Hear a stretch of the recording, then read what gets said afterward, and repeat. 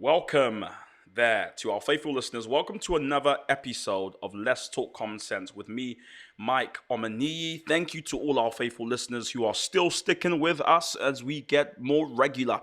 If you haven't done so, please follow Let's Talk Common Sense on Instagram and Twitter. And you do it by typing LTCS podcast rather, and you can follow us, and there you'll be first to find out about the episodes. But also, we try to get a discussion going during the week, so even when we're not talking hard news, you can still go back and forth with us, learning new things.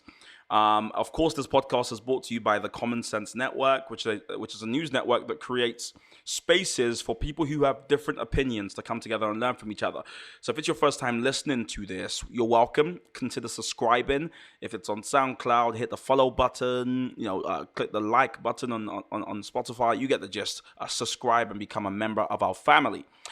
So much happened since the last episode. Of course, last week I was talking about drill music with a drill artist, trying to learn more about drill, but also, I guess, change the narrative. The whole point of the Common Sense Network is to give people a chance to just challenge narratives that we see, purported in the mainstream media.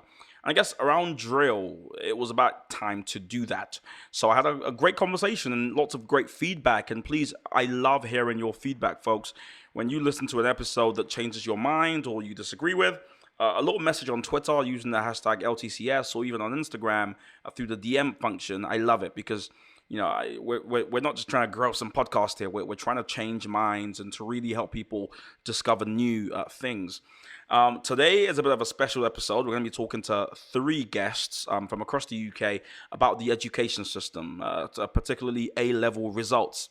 It's that time of year, right? A-level results are in the news. Now, typically, it's because we're seeing those pictures on Twitter of kids, opening the results and going, "What? No way, I'm going to Oxford, I'm going to Nottingham." This year, that's not why they're in the news. They're in the news because of this algorithm that the Education Secretary and I guess the office by extension have created to give people, an artificial set of results based on the last year's, to be fair, about 5 or 6 years results from individual schools. Now, because of the coronavirus, a lot of students couldn't actually sit their exams this year, and so they had to rely on this algorithm. Now, it's caused a lot of problems because, unfortunately, it's led to some crazy, and I say crazy deliberately, disparities. One school, for instance, we're gonna go into this in detail with our guests, some amazing teachers. But one school that was predicted 55% Bs went down to 26% Bs, and another school in Sutton that was predicted 25% As went down to 10% As. So it's just meant a whole host of people can't go to universities they want to go to, have to take a gap year, or are faced, really considering whether they can even go to university full stop. Another government failure. We're going to talk about this in detail. But before we go there, there's a number of things I can start with today. One is Donald Trump, of course, in this unprecedented, you should probably start a U count, by the way. This unprecedented deal that's been signed with Israel and the United Arab Emirates. This is a peace deal that's complicated, I guess, but the optics of it, and we discussed this on our YouTube channel on a show we do every Friday where we break down American politics. If you're interested in American politics, I would go to TCS Network on YouTube and subscribe, because every week we talk about it there. But this deal between these two parties, these two states that typically have been in a religious conflict, if you like, for a long time, is seen as historic by many people. They think it confirms the fact that Donald Trump is this deal maker, and for a lot of people, this is the kind of America they want to see. So that we can talk about that. We can talk about, of course, Joe Biden selecting Kamala Harris to become his vice presidential pick. And so the ticket is now a Joe Biden, who has said himself that he thinks he's going to serve one term and will be a transition candidate, which means making way for the vice president who In this case, maybe Kamala Harris. Now, she was a district attorney, she was an attorney general, she was a senator, the second ever black female senator in the US. And she has a very interesting history, checkered. But again, we break down her political career and stuff like that on our YouTube channel, TCS Network on YouTube. So you can check that out there as well if you want.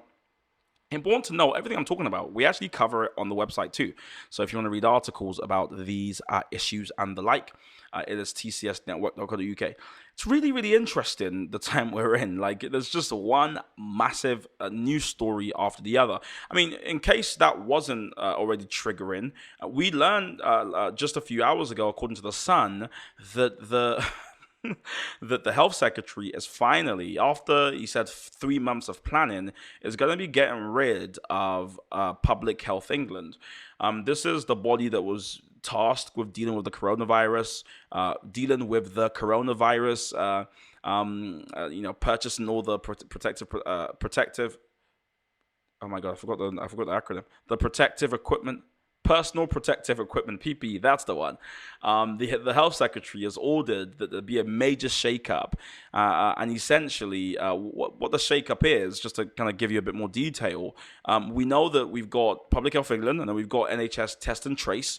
What's going to happen is they're going to come together to form a new body that's going to be called the National Institute for Health Protection.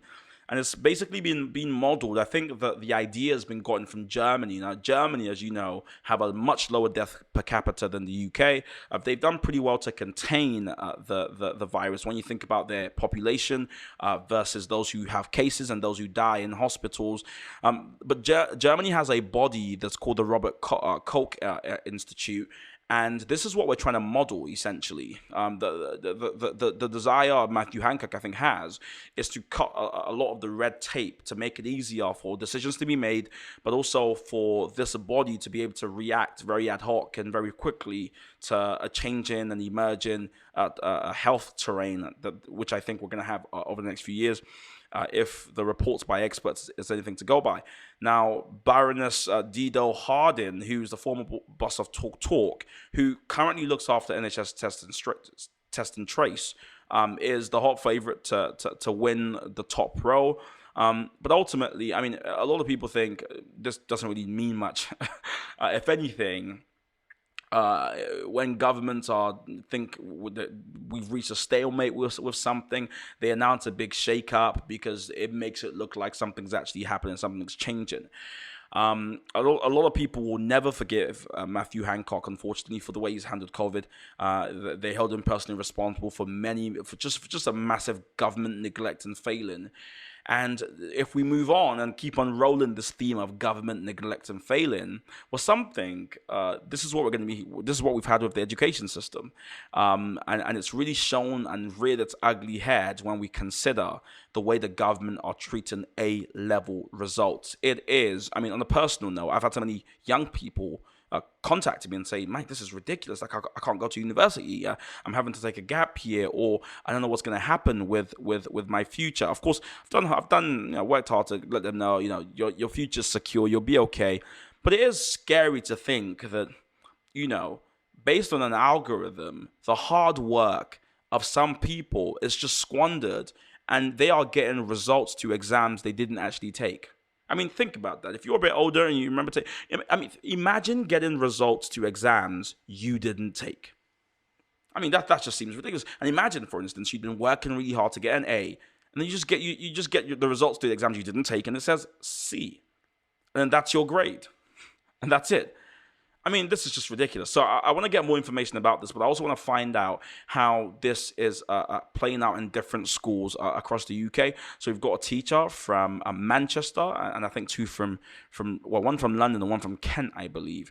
And hopefully we're going to have a really riveting conversation about this whole issue. But also, what does this show us about the government? Boris Johnson's level up plan. Remember, he announced his education level up plan. Let's see how it's all panning out. So yeah, let's look at a recorded interview we had with these three amazing teachers.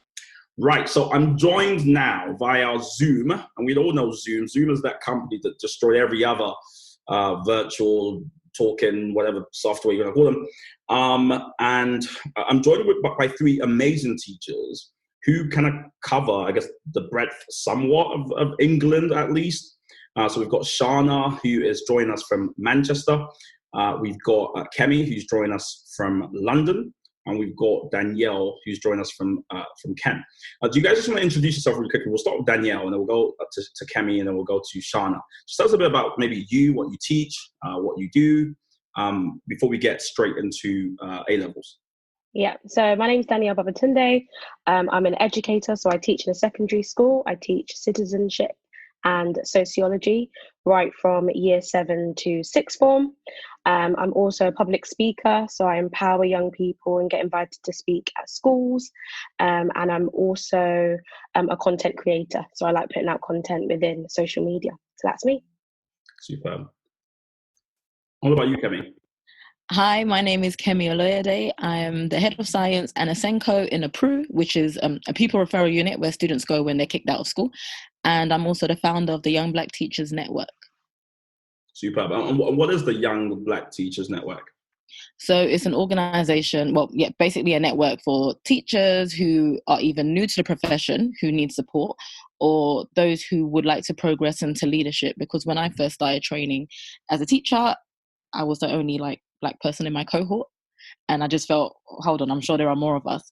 And just not seeing as many Black teachers, at some points it made me feel a little bit uncomfortable because I couldn't always, when I would try to share my experiences with other people, they wouldn't understand. Yeah. And I was just tired of that. So I thought I want to create something where all of us could come together and you don't have to explain yourself. Sometimes we get it. That's good. And last but not least, Shana. Hi, my name is Shana. I am a newly qualified teacher. So I have just qualified through COVID, and I am a social science teacher. So I teach psychology, sociology, and I'll be teaching criminology in A-level at A6 form.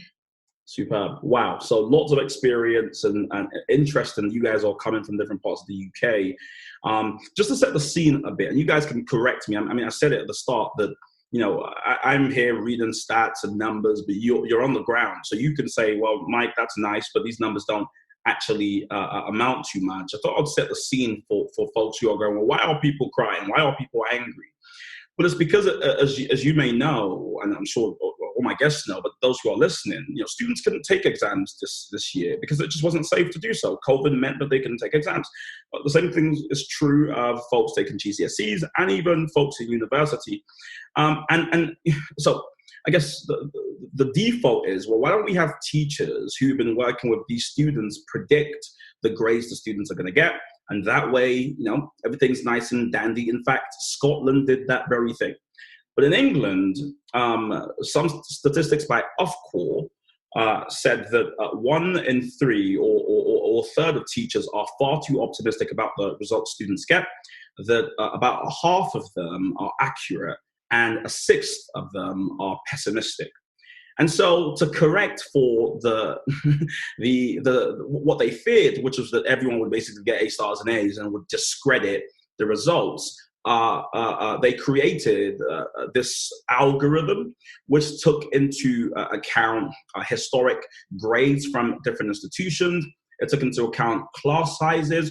It took into account geographical location, and using all those different things, the grades were then standardized. So what you got was this really weird thing where students were receiving the exam results to exams they didn't take. Now, what's transpired is a lot of interesting statistic, and we'll use a school in Sutton as a kind of case study. In this school in Sutton, 55% of the students were meant to get B's. After the algorithm stepped in, 26% of them got B's. 25% were meant to get A grades, but when the algorithm stepped in, 10% got A grades. So we saw a massive degrading or downgrading rather of students, and the allegation here is it's affected students from poorer backgrounds than students from rich backgrounds. So that's the state of affairs. And I think maybe a good place to start is with you, Danielle, because you said you're a content creator as well as a teacher, and you recorded a video that I guess I'm gonna say went viral on Instagram, where you just expressed how you feel about all of this. So let's just start straight there. What does all this make you feel? Yeah, I mean, my video literally started off with saying I'm hurt. And the reason why I was doing it was because I really saw the examples and the stories and the reality of the kids, and what they're experiencing. Right now, we're hearing all these stats, as you're saying, but when it becomes a real story, and when you actually see a child who was predicted an A star AA, but actually was given a DCC, it does something to you. It's no longer just stats, but it's actually people's lives. And I think for me, I'm really grateful for the grades that I got. I was able to go to University of Manchester, and I'm thinking to myself, but I didn't go to a necessarily amazing school when I was doing my GCSEs. I went to a private school previously, but I then moved and went to just a normal state school. And I was thinking to myself, okay, so because of my background or because of the school that I'm in, I would have actually been limited and probably not gone to the university that I went to. So I really put out that video almost to, share my pain, share my hurt, but also to just kind of question the government in that sense of, why have they done this almost? Yeah. I mean, I know Scotland's pupils results went up, and that's because they actually changed everything. But the system and the way that they've done this anyway has really benefited a certain type of people, a certain type of class, a certain type of background. And they call it fair, but it's really fair to who? It's not fair, because there are many young people, 40%, up to 40% students who have been downgraded, who are no longer going to a university that they wanted to, not because they messed up on their exams, and not because they didn't revise, but actually because of an algorithm, and that's a problem. Well, I'm going to jump to Kemi just to get some of your thoughts on that, Kemi, because you're, I guess, with the network you founded and all the work you do with lots of different Black teachers. I mean, did you, when you first heard that the government were thinking about this algorithm, that they weren't going to go with teachers predicting grades, did you suspect that something like this might happen, where kids from poorer backgrounds or from schools that are classrooms that are more crowded were going to be the ones losing out in all of this? Most definitely. When I first found out about this whole algorithm thing on Twitter, and my jaw dropped, I was like, "Wait, are you okay? Like, is it Gavin William?" Anyway, literally, I just thought to myself, why are you? I just feel like they don't respect us teachers, because what you're trying to say is that we are not competent enough to do our job. Now, don't get me wrong. I'm not saying there won't be biases. I went to a school where I was predicted. I was told I would get like a D in A-level PE because I wasn't that great, but I ended up getting an A in it. So I'm thinking, I understand there are biases. However, a majority of teachers, I would like to believe and be hopeful that we are going to predict our students' grades that are in line with the work they've done, because we're going to, they have put effort over the course of the academic year. So you're thinking, okay, you're going to believe us and trust us enough. For them to change it at the last minute, I thought that was a slap in the face personally for us professionals. If people disagree, then that's fine. But I genuinely think that's a slap in the face. And second of all, like you said, children from disadvantaged backgrounds, or if you go to a school in a poorer area, you're more likely to be downgraded. And that just, imagine if all of us, if that happened when we were doing our A levels, I would find it very hard to believe that a lot of us would be able to go to the universities of our choice. Yeah, I mean, that's quite sad. Sorry about that. Sorry, were you wrapping up? There was a bit no, sorry. No, that's fine. Yeah. Yeah, no, I think you're right, and I think you saying, what about our A levels, when we were doing our A levels? That's what struck me, because I was telling Daniel just before we started, when I first heard that this was happening, like most people who aren't getting A levels, you just kind of think, yeah, they'll be fine. It's COVID, everything's tough. Like, grow up, you'll be okay. And it wasn't until I spoke to some members of our actual network, the Commentators Network, who were getting their grades and were talking about, looking forward to going to LSE, for instance, and realizing that may not happen anymore. That's when, as Daniel said, it became real. Like, hold on a minute, this isn't fair. I mean, just to give us just a sense of how this algorithm worked, there was another teacher who was on BBC Newsnight, and he was saying that in his class 3 years ago, there was one person that got a U. And so the algorithm deemed it that this year, someone in his class had to get a U as well. Now, what he said was that, obviously he's a teacher, and he was confident that nobody in that class would have got a U, just because of how well the class had been doing for the past months and the hard work they've been putting in over COVID, he was pretty confident that none of them are going to get a U. But the algorithm deemed it that one of them would get a U. Now imagine, getting to your exam, going to school to pick up your results, and we all remember it. You've got butterflies in your belly the night before. You're rushing there, just looking forward to. And imagine you go there and you open the results and it says you, like you failed, and you go, I didn't even take the exam. That makes no sense. Charlotte, when you're speaking to students, or some of the students maybe you spoke to your teacher training, have any of them shared with you just how much this is affecting them, like personally? Many of the students felt like they worked for nothing. So a lot of them were working really hard, trying to get their grades up, trying to finish their coursework. And I was just like, what was it for? They felt like it was for nothing. They felt like they really prepared themselves a lot for nothing. They just came back from their January mocks, a lot of them, and I was thinking, well, what was the point of doing that mock if we were never going to do exams? And some of them didn't even do well in their mocks, and they was like, right, but this is a time for me to put my head down and really work hard so that they could improve when they get their results in their exams. So the fact that now that they never had to do exams, some of them are feeling really, really angry, really, really hurt, because they just feel like they didn't even get a chance to even have that chance to improve their grade, even though they knew that their predicted grade was lower than what they thought they could get.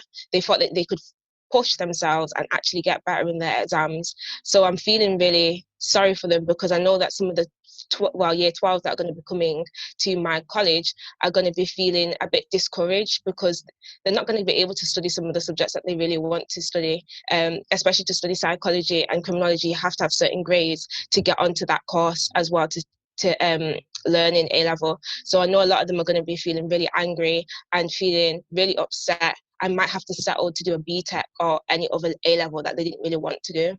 And I'm just thinking, as you're talking, I'm thinking, was this avoidable? And I guess I'd love to open the floor just to general comments as to, like, was this avoidable? What could the government have done instead? Because I know some people may be listening to us going, yeah, this is all well and good. Yeah, it was bad, but the government had no choice, and so this is what they had to do, and it is what it is.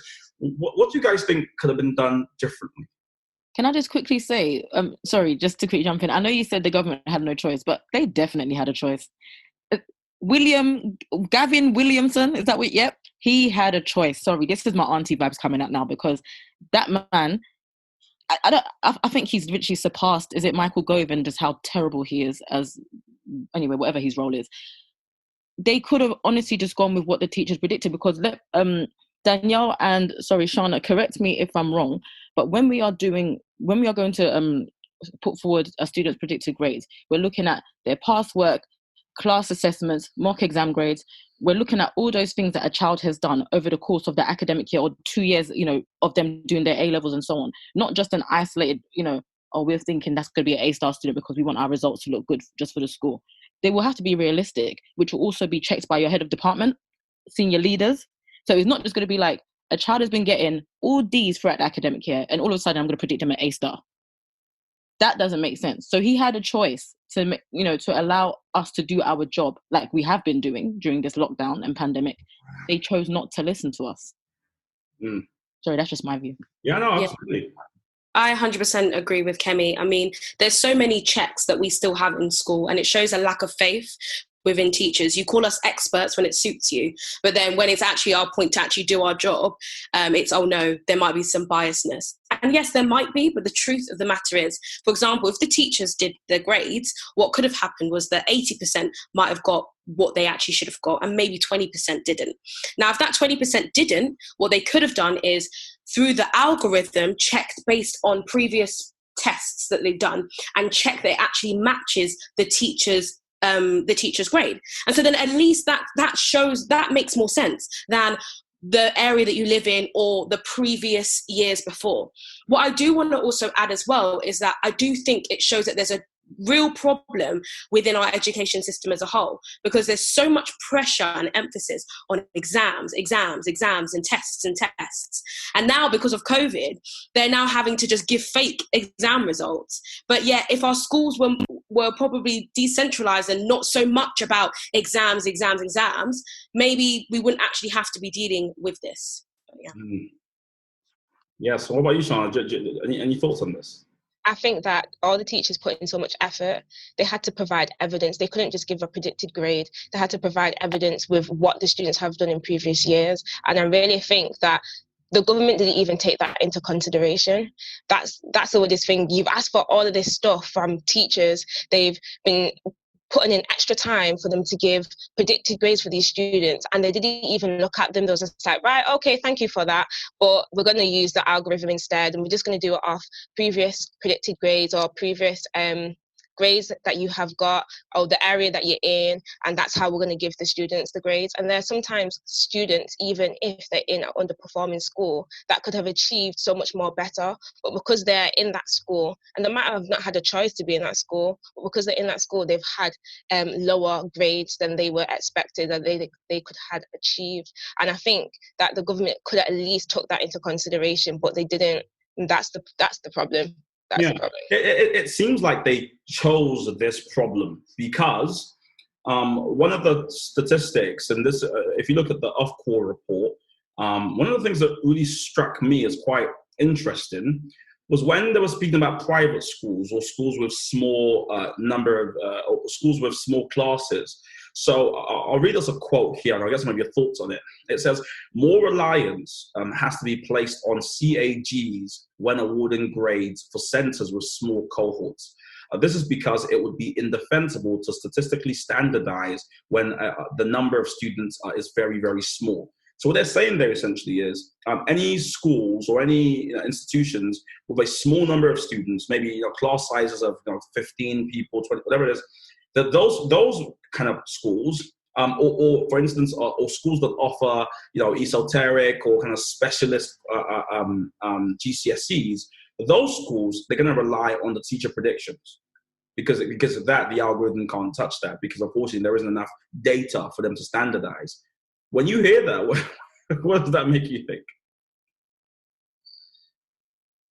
I just thought that's ridiculous, because that is really a disadvantage to all the inner city schools. Inner city schools have higher populations, so they are going to have more students taking their exams. And for you to say, okay, the private schools or any school that has less children taking that exam, for you to trust the teacher's predicted grade, that could be just as biased as the larger populations where kids go to the schools. I just think that them doing that, I felt like that was unfair. And I know that they think it's fair because they're saying, well, it's not fair to put them in the algorithm, but to make a standardized procedure, they should have just done that. They should have done that. I see that, Daniel's, I feel like you're holding back yourself. No, there's really nothing to add. I think I 100% agree with what Shauna said. I think they say it's fair because it's fair to their own. And so if they're in an upper ruling class, this is my sociology coming out, but upper class, middle class, the ruling class, it's fair to them, at the expense of the other. And it took people uproaring in Scotland and people protesting for them to actually, I think the Secretary of Education, I'm not sure if that's the correct term within Scotland, but he actually apologised and said that they made a mistake. But yet in the UK, we've not got a sorry, we've not got, there's so much pride. There's no actual genuine apology for what these young people are facing. It's just, appeal process. But we all know that the appeal process is even flawed anyway. So, yeah. What about you, Kemi? Well, Danielle and Shauna, thank you for literally saying what's on my mind. Just to add to that, even what Danielle was saying about the appeal process, Ofqual has redacted that from their website. So now they're trying to review that as well.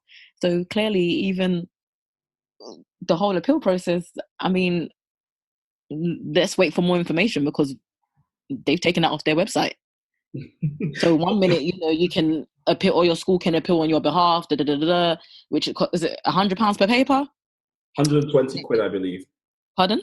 £120, I believe it was. See, that's ridiculous. And then to pay for an exam they didn't sit. And now Ofqual has redacted that information and said, okay, we're reviewing it. We're reviewing that policy to bring it back out again. So the government or of course whoever, they do not know what they're doing, and that's a shame. That's a real big shame.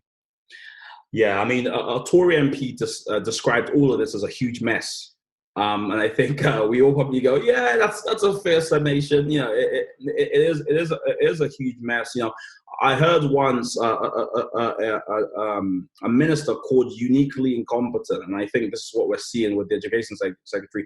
It's a shame, really, that it just seems as though this took them by surprise a bit, and now they're introducing mock grade into the mix, and kids are being told they can retake their exams in autumn, but then that means they have to not go to uni this year and look for a job in a recession. I mean, it's all just doesn't make sense. So I guess to leave, since you're all teachers, I thought it might be good to hear you speak directly to some of the students who may be listening to this, who perhaps are feeling a bit down in the dumps, and feeling like, you know, what's the point? I mean, what do you have to say to them? I would love for you guys to touch a bit on your experience when you're in the education system, and just to kind of uplift some students who may be listening to this at this time.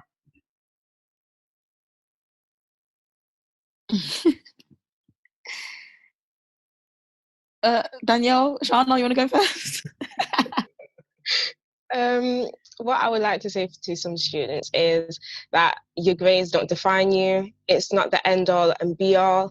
I didn't do so well in my A levels, but I am now in sixth form teaching A levels, and it's not saying that your grades do not determine where you go in the future. So I just want to say that to have some hope, still go to uni, even if it's not the uni of your choice. Still go to uni if you want to, and really work hard. I achieved so well. I achieved much better than I thought I would in uni, compared to A levels. And I didn't think I would have been able to do so because my A levels weren't so good. But when I went to uni, I actually put so much effort into it. And even on my PGCE course, doing level 7 was really hard, which level 7 is like master's writing, which was really difficult for me, with a little bit of guidance because I wasn't in uni. And I achieved really well. And it doesn't mean that you won't do well in the future. It might mean you might have to work a bit more harder. It might mean that it might be a bit more longer route, but it's worth it at the end. Superb. Thanks so much for that, Shana. I would say that in life there are going to be barriers, and unfortunately a lot of these barriers are things that we can't control. And I just want to encourage every young person to just channel their thoughts on how they want to respond to this. For me, I worked so hard in uni and I got a 2-2. And for me personally, I wasn't happy with that. And I think, you know, when it comes to grades, it's for you, it's a personal thing. You know, a 2-2 for me wasn't great, but a 2-2 for someone else might be great. And, you know, your C for you might not have been great. You wanted an A, but your D might have been okay for you. So I just want to channel every young person that, you know, we have these setbacks, we have these limitations, but it's how you respond. And I want to encourage you that you can genuinely transcend those things. You can genuinely overcome those barriers with hard work, with opportunity, with support.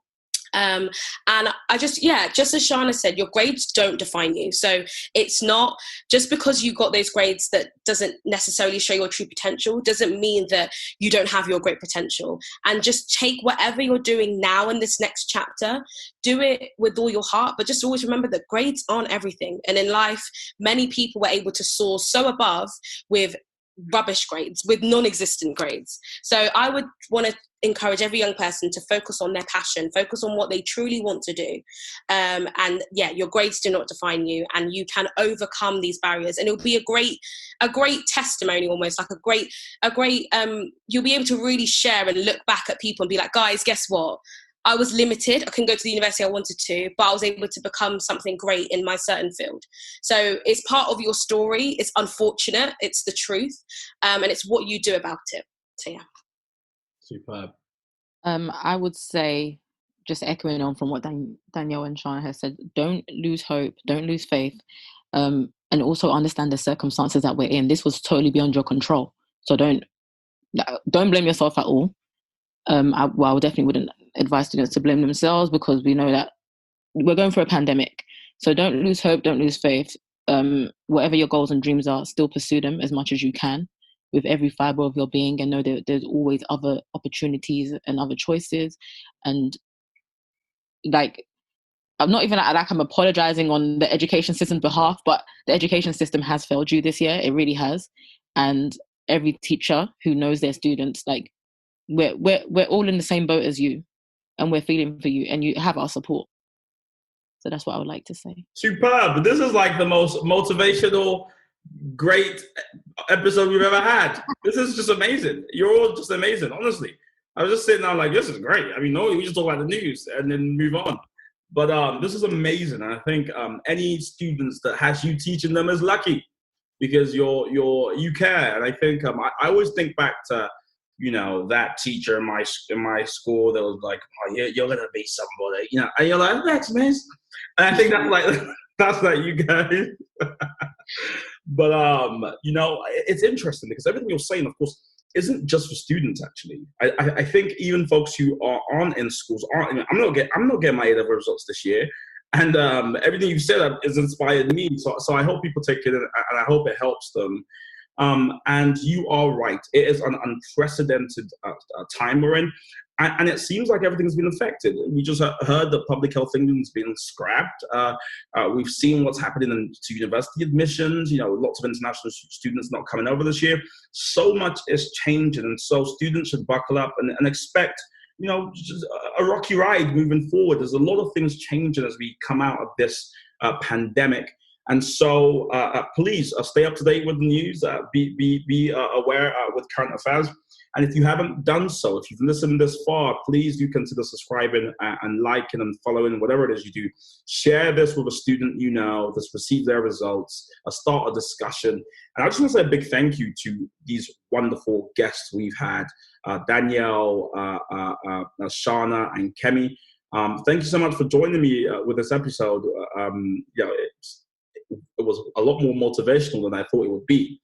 And again, I think it's great to have teachers like you in the education system. It actually restores my hope a bit that, you know, we've got good people on the inside. So on that note, I'm going to leave you all to have a wonderful evening. Thank you so much for joining me on this episode of Let's Talk Common Sense with me, Mike Olaniran. And that's it. We're done. Take care all.